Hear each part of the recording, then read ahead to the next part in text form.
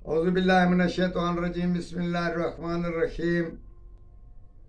Professor Syed अमाराट साहब आपकी खिदमत में हाजिर। अस्सलाम वालेकुम नाजरीन,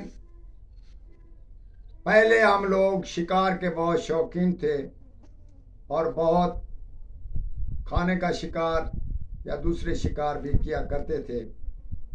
अब हम बैठ कर भी हम शिकार कर रहे हैं। हमने सोचा ये जो तजवीज़ है ये भी आम दोस्तों को भी बताई जाए, ये भी उनसे फ़ायदा हासिल करें और शिकार का मज़ा लें।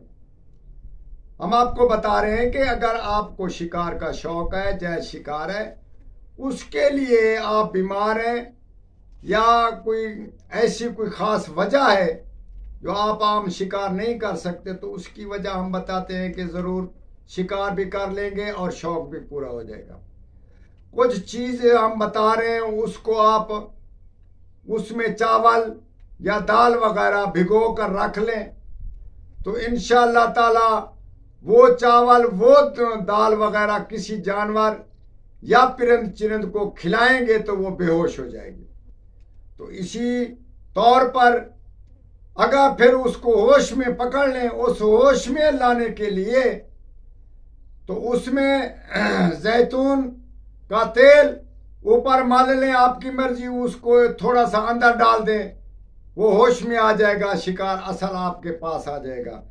तो गंधक और हड़ताल और जवैन खरासानी तो बराबर बराबर वजन लेकर